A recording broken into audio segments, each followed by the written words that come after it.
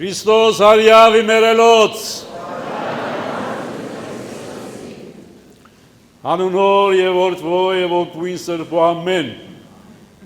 մեր ձեծարուկ առաստված եւ մեր ձեզ սիարձես խոնարեցարուկ առաջիթյարն եւ բարձրացուցե ըսձես մոտեցեք Աստծուն եւ նա կմոտենա ձեզ խոնարհվեցեք Տիրոջ առջև եւ նա կբարձրացնի ձեզ Սիրելի եղբայրներ եւ քույրեր այսօր աշխարհամադրան կիրագի է որ անվանվում է նաեւ կանաչ կիրագի որ նշանակում է թե խորհրդանշական կերպով տոնում ենք այսօր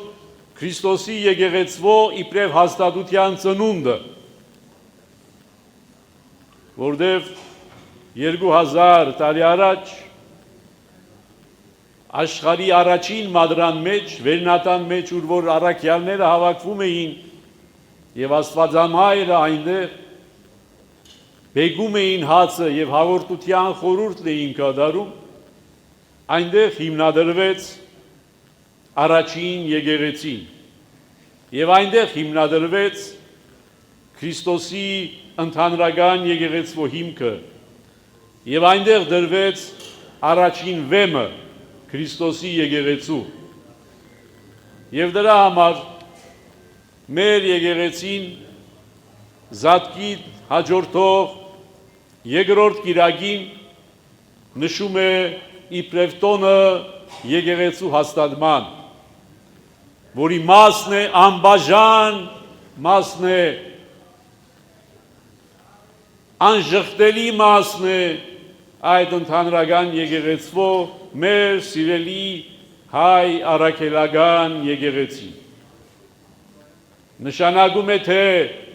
նաև մեր եկեղեցվո ծննդյան հաստատության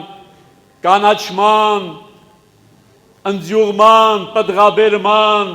հիշադակն է նաև այսօր որովհետև մեր եկեղեցին էլ իբրև մասը այդ արմատից սնվող ծառի իր պատմության ընթացքում ունեցավ իր կանաչումները, ընձյուղումները, պտղաբերումները եւ շարունակում է ունենալ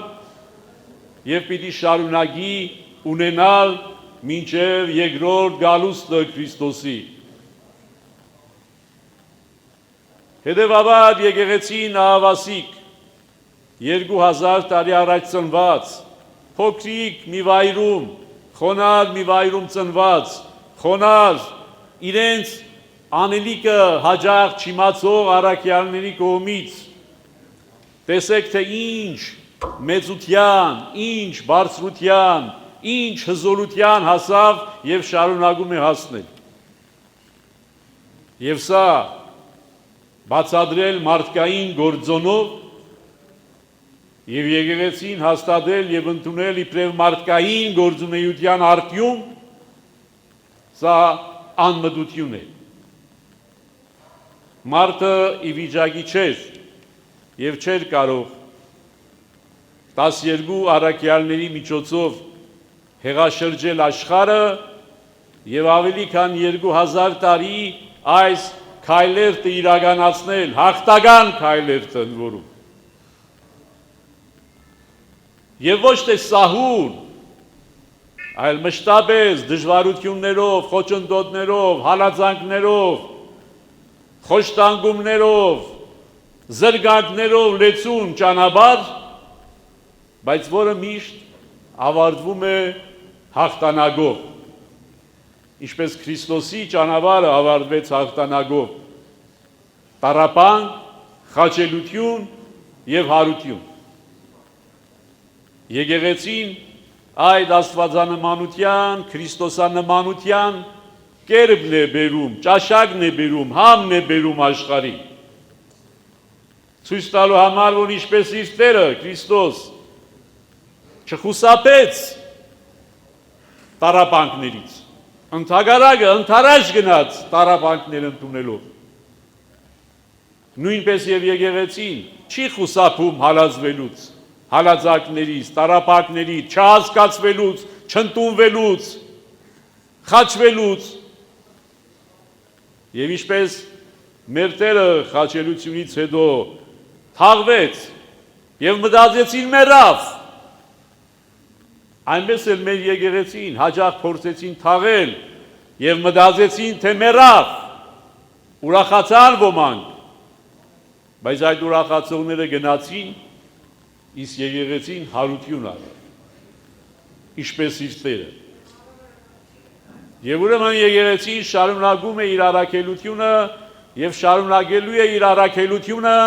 այն ժամանակ եւս, երբ մեզանից ոչ ոք չի լինի։ Եկեղեցին կլինի, այս խորանի վրա Սուրբ Պատարագը կմատուցվի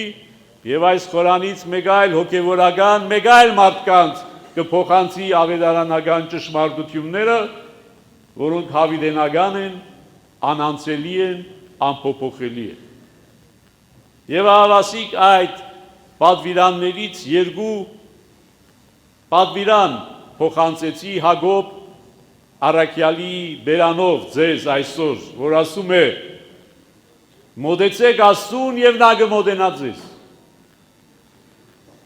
Ահավասիկ եկեղեցվո 2000-ամյա առաքելության կետերից մեկը մոտենալ Աստծուն, ոչ միայն մոտենալ Աստծուն, այլ մոտեցնել ժողովրդին Աստծուն։ Ինչ հիմնական նպատակով, որպեսզի Աստված ևս մոտենա մեզ։ Ինչ է նշանակում մոտենալ։ Եվ առավել ևս ինչ է նշանակում մոտենալ Աստծուն։ Աստված արդյոք ինչ-որ մի տեղ է գտնվում, որ պետք է ֆիզիկապես մոտենանք, բնականաբար այդ նշանակությունը եւ այդ բովանդակությունը չունի առաքելական խոսքը։ Մոտենալը նախ պետք է լինի մտքով եւ հոգով, եւ մտքի եւ հոգու մոտենալու արտահայտություն պետք է լինի նաեւ ֆիզիկական տեղափոխությունը, ոչ սակրալ տարածքից դեպի սրբազան տարածք, որը եկեղեցին։ Պարզապես ֆիզիկական ներկայություն ապահովելով Աստծուն մոտենալ չենք կարող։ Աստծուն մոտենալու համար ներքին փոփոխություն, ներքին վերափոխություն է անհրաժեշտ եւ ամենից առավել եւ ամենից կարեւոր պետք է այդ մոտեցումը առաջնորդվի սիրով։ Սերն է, որ մեզ մղելու է դեպի Տերը, ոչ թե ինչ-որ շահադիտական նպատակ, ոչ էլ առավել ևս միայն այդ առարգայական ցանկությունը, որպեսզի ինքը մեզ մոտենա։ Ինքը միշտ պատրաստ է մոտենալու մեզ։ Երբ մենք քայլ ենք անում, ինքը դրա դիմաց անում է 1000-ը։ Բայց մեր քայլը դեպի իրեն պետք է լինի հոգով եւ ճշմարտությամբ, ինչպես ասում է ավետարանը, ոչ թե մարմնական, ոչ թե իցույց մարդկան, այլ հոգով եւ ճշմարտությամբ։ Եվ մյուսներին, մեր հարազատներին, մեր բարեկամներին պիտի առաջնորդենք դեպի Տերը հոգով եւ ճշմարտությամբ։ Ինչպես մարդկային հարաբերության մեջ, եթե ինչ-որ մեկին սիրում ենք, միշտ ցանկանում ենք մոտենալ, ունենալ իր ներկայությունը մեր կյանքում։ Այդպես պետք է լինի նաև մարդ Աստված հարաբերության պարագային։ Մարդը պետք է ընթരാճ գնա իբրև աստվածային սիրուն պատասխան, որովհետև ինչպես ավետարան ասում է, նախ Աստված սիրեց մեզ։ Ոչ թե մենք նախ սիրեցինք Աստծուն, այլ նախ Աստված սիրեց մեզ։ Եվ այդ սիրունի պատասխան մեզ մնում է մոտենալ, մերձենալ, որպեսզի ինքը առավել մոտենա եւ առավել մերձենա մեզ։ Մեր կյանքի իրականության մեջ շատ հաճախ մենք այս խոսքի ճշմարտացիությունը ստուգել ենք, երբ փորձել ենք մոտենալ, տեսել ենք, որ առավել Աստված մոտենում են մեզ, քան թե մենք ենթադրում էինք, որ մենք կարող ենք մոտենալ։ Ուրեմն եկեղեցու առաքելությունը մոտենալ միշտ մերձ լինել Տիրոջը եւ մոտեցնել իրեն հանձնված ժողովրդին, իր խնամքի տակ հանձնված ժողովրդին մոտեցնել Աստծուն հոգով եւ ճշմարտությամբ։ Եվ երկրորդ կարևոր առաքելություններից մեկը խոնարհվել Աստծո առջև։ Դարձյալ միթե միայն մարմնագանի մասին է խոսում առաքյալը։ Եթե միայն մարմնապես խոնարհվենք,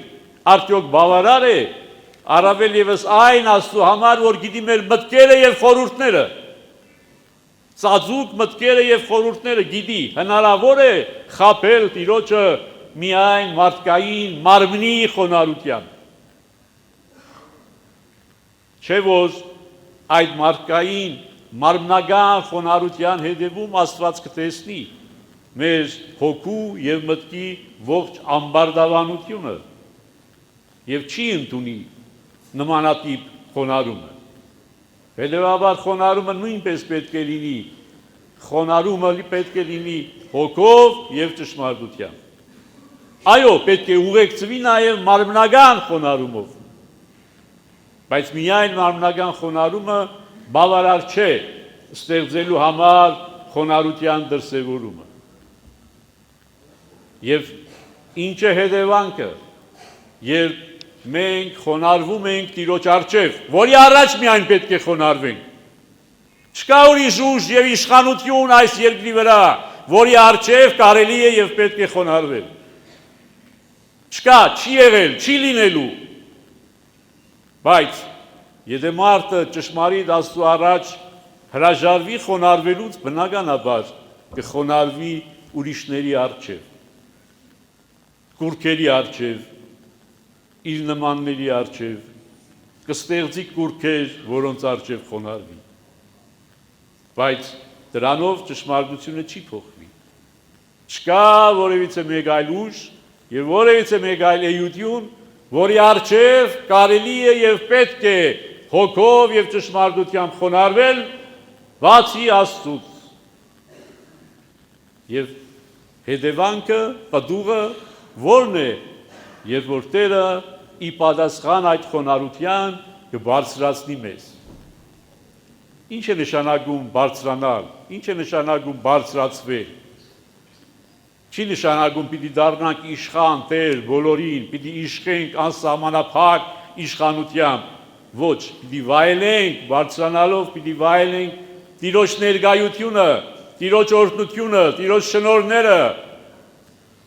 դրախտային երանությունը, այն երանությունը, որ ուներ Ադամը, մինչև վռնդվելը դրախտից, սա է բարձրանալը։ Բարձրանալը մարդկային նվիրապետական աստիճաններով բարձրանալը չի